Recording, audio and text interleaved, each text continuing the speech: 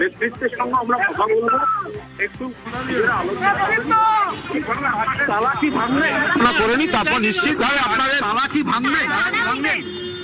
এটা সবে আমরা এসে পৌঁছেছি, একটা ঘটনা ঘটেছে, কারুর মনে হয়েছে দিনের আলোয় আসা যায় না, একটু রাতের অন্ধকার বা সন্ধ্যের পর এসে একটুখানি ওই সন্ধ্যের পর এসে যা করে সেরকম একটা কিছু ঘটিয়েছে। তো যেহেতু একটা বিবাদমান পরিস্থিতি আছে, তার আইনের দিকগুলো তো আমরা তো কোনো দায়িত্বজ্ঞানহীন আচরণ করতে পারি না। এটা তৃণমূল কংগ্রেসের পার্টি অফিস। এবার ঘটনাচক্রে যারা এসেছিলেন তারাও তো তৃণমূল কংগ্রেসের প্রতীকে, মমতা বন্দ্যোপাধ্যায়ের প্রতীকেই তারা নির্বাচিত। ফলে এমন কোনো দায়িত্বজ্ঞানহীন কাজ, আসলে সমস্যাটা হচ্ছে যে মানে আমাদের এই আচরণগুলোতে দলের যারা কর্মী সমর্থক তারা অত্যন্ত আহত হচ্ছেন এবং বিরক্ত হচ্ছেন। যারা জেলায় জেলায় লড়ছেন, আক্রান্ত হয়ে আছেন, ঘরছাড়া হয়ে আছেন। আমার যে আসতে দেরি হলো, আমি কোনো একটি আদালতে ছিলাম, আর একজনকে এক কর্মীকে অ্যারেস্ট করা হয়েছে, আমি সেই সমস্ত আইনি বিষয় নিয়ে। এখন যারা এই যারা নিজেদের এলাকায় ঢুকতে পারছেন না, উলুবেড়িয়া পূর্ব ক্ষমতা হচ্ছে না তো এলাকায় ঢোকার, যারা করছে এলাকায় একটু আমাদের মতো হাঁটা চলা করে কর্মীদের পাশে থাকুন না, তার বদলে বিজেপির বা পরোক্ষ সাপোর্ট নিয়ে কি করে তৃণমূলের ক্ষতি করা যায়, কি করে তৃণমূলের পিঠে ছুরি মারা যায়। আরে এইসব তো দলের মধ্যে যদি মতপার্থক্য থাকে সেগুলো সব মেটানোর অনেক সময় আছে। এখন কর্মীদের পাশে থাকার সময়, তার বদলে কখনো বিজেপি নেতাদের বাড়িতে, কখনো সন্ধ্যের পর এসে নিজেদের পার্টি অফিসে এইসব। ফলে আমরা একটু কথা বলে নি, আপনাদের সঙ্গে কথা বলবো।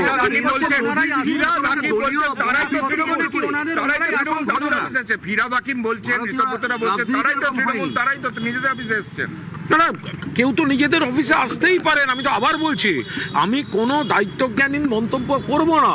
তার কারণ যারা এসেছিলেন তারাও তো তৃণমূল কংগ্রেসের প্রতীকে যেটা। তো মমতা বন্দ্যোপাধ্যায়ের ছবি দেখেছেন? ফিরহাদ হাকিমকে ছাড়া কোনো সিঙ্গেল ফ্রেম পেয়েছেন কোনো দিন? মমতা ব্যানার্জি যতদিন মুখ্যমন্ত্রী ছিলেন, পাশে সব থেকে বেশি কার ছবি আছে? ফিরহাদ হাকিম। তিনি তো তৃণমূলের।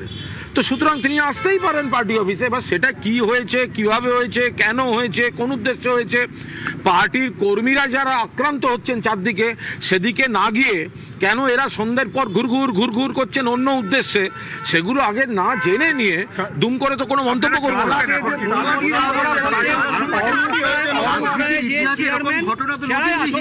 আপনারা একটাও নতুন খবর দিচ্ছেন না।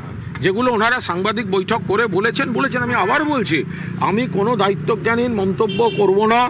তার কারণ যারা এসছেন তারাও তৃণমূল কংগ্রেসের প্রতীকে জয়ী জনপ্রতিনিধি।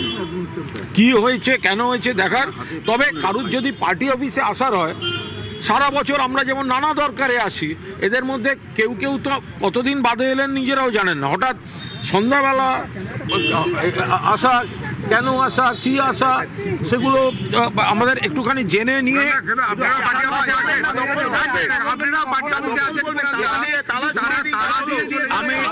আমি এই বিষয়ে এই মুহূর্তে কোনো মন্তব্য করব না।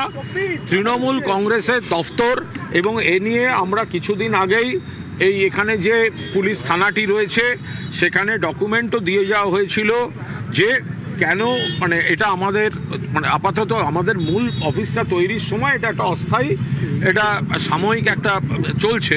এখন হঠাৎ কেন তারা এলেন, আসতেই পারেন, তারা পার্টির আসল তৃণমূল বলছে। আসল বিষয়টা দুলালের তালমিছরি নয়, এটা সর্বভারতীয় তৃণমূল কংগ্রেস, মমতা বন্দ্যোপাধ্যায়ের লড়াই এবং অসংখ্য কর্মী সমর্থকের রক্ত জল করা এটা একটা পার্টি। ফলে কে কখন এলো সিপিএম থেকে, কে কখন এলো অন্য দল থেকে, কে কখন কবে এলো, এসব ছেড়ে দিন। এসব আসল নকলের বিষয়টা ওইভাবে হয় না।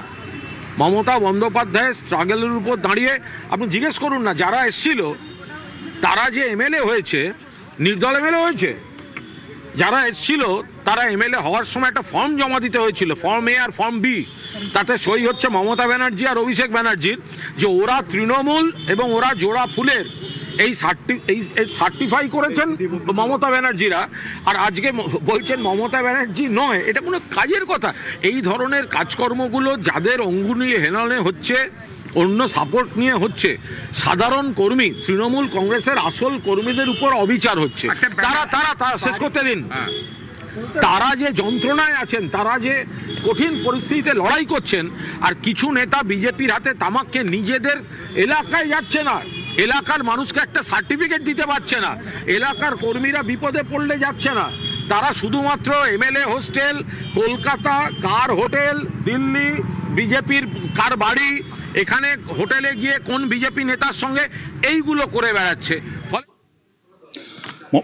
তীব্র কটাক্ষ করলেন কুণাল ঘোষ ঋতব্রত বন্দ্যোপাধ্যায়, সন্দীপন সাহাদের, এবং তিনি বললেন আসল নকল নিয়ে এখন কোনো মন্তব্য তিনি করবেন না, কারণ একটা আইনের ব্যাপার রয়েছে এই ভবন যুদ্ধ নিয়ে, এখানে তালা ভাঙার কোনো প্রশ্ন নেই, দায়িত্ব জ্ঞানহীন মন্তব্য তিনি করবেন না।